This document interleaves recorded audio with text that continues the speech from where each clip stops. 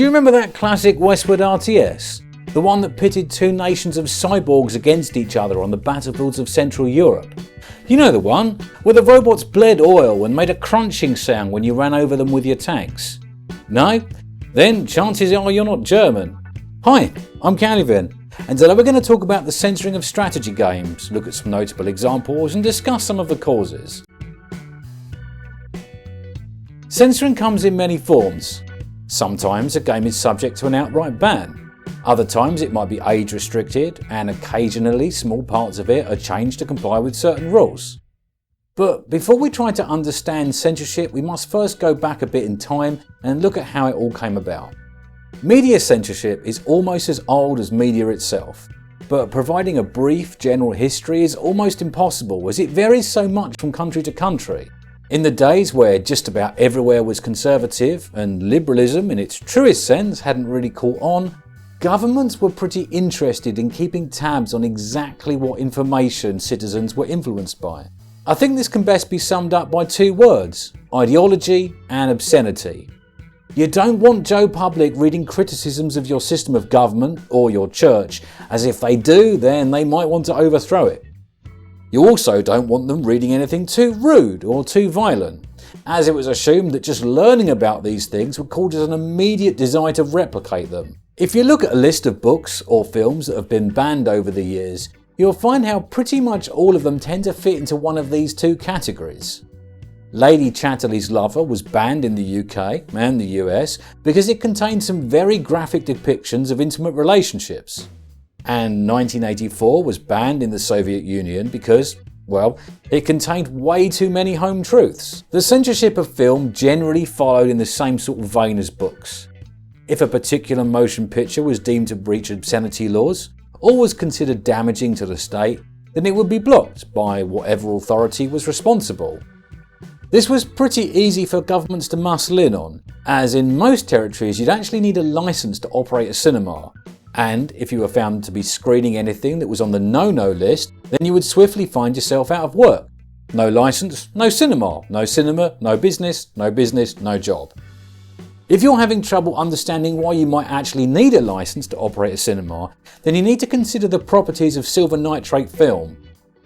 To call this stuff flammable is an understatement. Once it starts to degrade, it can actually auto-ignite at temperatures as low as 50 degrees C or 120 Fahrenheit, and it's self-oxidizing, so it doesn't even really need a ready supply of air. Simply put, you needed a license to operate a cinema for the same reason you needed a license to operate a gunpowder warehouse. But video games were different. They were introduced into society in a way that didn't have a direct precedent with other media. Books needed to be printed, published and distributed. Theatre and cinema needed to be staged in large public buildings. But a video game could be written onto a tape, magnetic disc or CD-ROM and arrive in the mail. Home games started out as a very niche experience, and as such they were generally ignored by the greater media-loving public. They were written off as something for basement-dwelling loners or bearded and bespectacled engineers. Until, one day, an overprotective parent with a lot of free time took a look at something like Mortal Kombat, dropped her fine china teacup in horror and immediately wrote to her local government representative. Because no one had paid any attention to video games, they had progressed from a few scattered pixels to something approaching representative graphics in a very short space of time. It took cinema some 30 years to add sound to their pictures, but it only took Wolfenstein 10 to go from this to this. Video games as a serious form of entertainment media caught the powers that be off guard, and as such a lot of very old and mostly unsuitable laws started to be applied to them, but only in some places. By the 90s, a lot of Western countries had given up on the practice of banning particular books or films. The reasons for this are varied. A free, democratic nation is normally confident enough in itself that it doesn't fear corruption by knowledge, and as such there's very little taste for the restriction of information. There would still be protests and outrage by certain interest groups, but this didn't generally lead to many legal restrictions.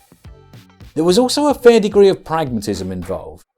By this time most people had realised that one surefire way to give any piece of media a massive amount of publicity was to attempt to have it outlawed.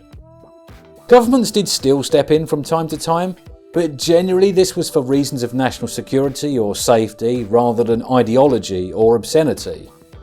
They were perfectly happy for you to publish scenes of gratuitous sex, violence, or the failings of capitalism, but they might step in if you tried to pack a book filled with national intelligence secrets or bomb-making instructions. There is one well-known exception to this, and that's Germany. Something I want to spend a little time on, as the particular details are often misunderstood. What you've got to remember is this: there is a difference between censored for Germany and censored by Germany. There are two distinct angles to this part of the story. First of all is to do with the Criminal Code of the Federal Republic of Germany, specifically paragraphs 86 and 86A. I won't bore you by quoting the whole thing, but essentially this prohibited the propaganda and, more importantly, symbols of unconstitutional organisations. In layman's terms, this is the swastika ban. There are exceptions for the purposes of things like the promotion of art, science, research, teaching and reporting history, but not for games. This essentially created a de facto ban on any video game that featured a swastika, as used to be very common in the old games based on the Second World War. We've grown used to having these removed, but back in the 90s and the early 2000s it would still be very common to see these, and if you break out your old copies of Commandos Behind Enemy Lines or Blitzkrieg, you'll not see any censorship there, but you would if you had a German copy. Considering these things were mostly just represented by a few texture files, it was a very easy to fix for a strategy game. These games have always been pretty popular in Germany, and it was well worth changing swastika.dat to eincross.dat so you wouldn't lose out on those sales. Language and translation requirements often resulted in different region releases anyway, so it was often less than an afternoon's work to make your game compliant. However, there was another problem with releasing a game in Germany: a government body called the Federal Agency for Child and Youth Protection in the Media. This body had a long history, one that actually predated reunification and went all the way back to the Weimar Republic. The modern incarnation was founded in the 50s, and it had the ability to place offending material on a so-called index. This wasn't a ban, but it was a heavy restriction. If your game found itself on the index, you were no longer allowed to sell it to a minor, nor were you allowed to advertise it or sell it via mail order. You couldn't put a copy in your shop window, nor could you list it in a magazine, but you could keep a few under the counter for those who asked. This creates a great mental image where a shifty looking figure in a Macintosh sidles up to the sales desk of a GameStop. "I wish to buy a copy of Command & Conquer Generals." "It's right there on the shelf, sir." "No, you misunderstand me. The international version." A hush descends, the proprietor looks left, and then right, and then reaches out and places an unmarked jewel case on the counter. This is obviously an absurd situation. If you can't put a war game on a shelf, let alone sell it to an excited teenager, you're not going to shift many copies. For this reason, many game studios decided that self-censorship was the way forward. They would essentially create a modified version, suitable for both Germany and other territories that had similar strict rules. This was such common practice that the industry created an almost standardised way of approaching the problem. First, you clip anything a bit edgy from your cutscenes, like Stalin discussing nerve gas or Tanya getting punched in the face. Secondly, you replace all of the people with robots. This approach was not just made notable in Red Alert, but was a through line with all of the Command & Conquer games. It's actually a remarkable feat of denial, and very obvious that it's a post-production stitch job rather than intended from the start. All of the character portraits from generals look like you've run them through some sort of cyborg me Snapchat filter. All you need to do now is tweak a few other assets. That red blood effect, change it to black, and now it's oil. To finish up, you just need to modify a few sound files. That dying scream? Gone. Replace it with a recording of your printer malfunctioning. Yes, sir. Sofort. There were a few variations on this. If you didn't want to use robots, then sometimes zombies or aliens with green or blue blood was another suitable substitution. Something made famous in the UK by Carmageddon. Two things are worth noting.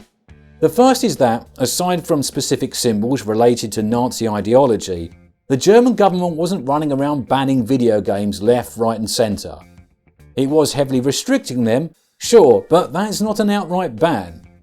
There was a lot of censorship, but it was self-imposed by the publishers so that they could evade those restrictions and shift a lot more copies. This is a subtle but important difference, and there was no law that prohibited ownership or consumption. The second thing that's worth noting is this is now history rather than current policy. In the last 20 years, Germany has moved into a ratings-based system, and now many titles that would have been placed on the harmful index are just age-restricted and sold normally.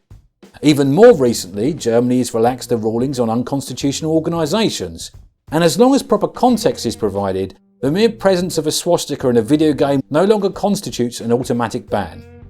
The USA and Europe had a different approach, as there was no existing legal framework to fall back on. You might assume that they just copied and pasted the movie rating system onto games, but this wasn't really appropriate as these weren't actually fully legally enforceable. I'm speaking very generally here, but movie ratings aren't laws set in stone, and admitting a person to a film rated above their age wasn't always a direct criminal offence. It could be an offence in the case of a home video, but not in the circumstance of cinema admission. It all comes down to a mixture of self-regulation, licensing and some other non-specific public order offences. Remember, we said earlier you needed a licence to operate a movie theatre? Well, a lot of places this is still the case, and if you are in the habit of ignoring age restrictions when admitting audience members, this can be revoked. Self-regulatory bodies work because everybody follows the rules, and if they don't, then distributors will refuse service to a theatre. It's in the industry's best interest to stick to their own guidelines, otherwise the government will step in. This means that it took a great deal of time for new industry bodies to be created, and a lot of lobbying had to be done to set up a new and comparable set of rules for advertising and selling of video games. In the interim, classification was sometimes attempted by existing institutions. The British Board of Film Classification refused to give Carmageddon a rating until they did the whole green blood zombie switch. But this didn't last long, and pretty soon a patch was released that reversed the whole thing. It was pretty obvious that these groups were way out of their depth when it came to video games. It was a whole new category of media, and one that they were totally unequipped to handle. In the USA, this is now handled by the ESRB, an independent body that works in the same sort of manner as the MPAA do with movies. In Europe, this is handled by PEGI, another independent body that, unlike the ESRB, actually has full legal backing. Now, although I think that generally censorship is a bad thing, restricting some content to young audiences is a very reasonable exception. As adults, we're mature enough to properly handle these things, whereas children may not be. I'm lucky enough to live in the UK, where we've arrived at a reasonably sane compromise. Adults can buy and play what we want, and kids have to wait a few years before they can run around in highly detailed murder simulators.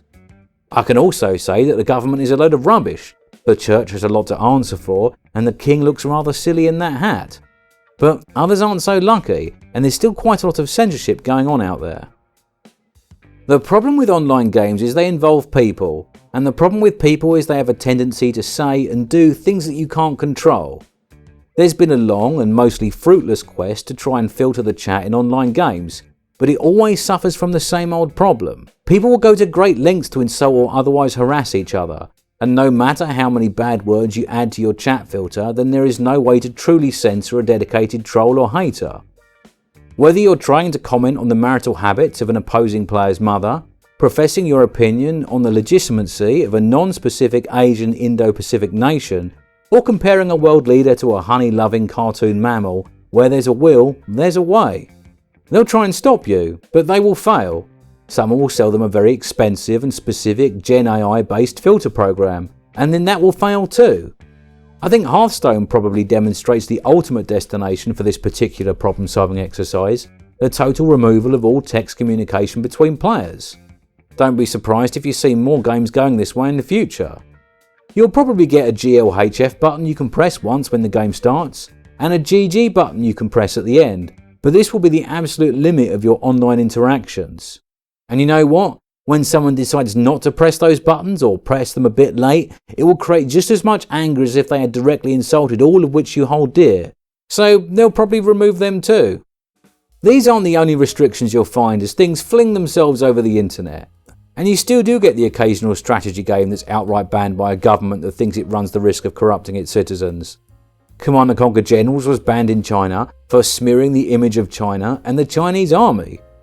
Now, if you've played Generals, you'll know it's quite hard to argue with that sentence, but I doubt a ban was really necessary. They also banned Hearts of Iron, not because it was a war game, but because it listed a few nations as independent that China does not regard as such. These days, China has a habit of restricting any game that depicts violence, so I'm thinking their strategy shelves probably consist of a lot of different versions of chess. There are a few Second World War strategy games that are not strictly banned in Russia but are unavailable due to protests made to the publishers. Russia has a very complicated relationship with its Soviet past, and as such is deeply uncomfortable with some of the Western depictions of the Eastern Front. Company of Heroes 2 wasn't technically banned or censored, but it was removed from sale after complaints to the publisher. It's not known whether these protests represented a genuine outcry from potential audiences or if they were organised by lobby groups with an interest in presenting a certain image. Other than that, strategy games seem to get a lot less attention from government oversight than other genres. Remember, it's all about ideology and obscenity. Strategy games normally present the big picture. They usually aren't too focused on the personal lives of individuals, and as such, there's no sex scenes, gay couples, or adultery to make particularly conservative or religious countries feel uncomfortable. Strategy is also a niche genre, so a lot of what happens just flies under the radar. A game is way more likely to be banned or censored if it's popular. It's very common to see games like PUBG or Fortnite outright banned, not because they're particularly violent or offensive, but just because they're popular. This is probably why Clash of Clans is banned in Iran. They cited that it encouraged violence and tribal conflict.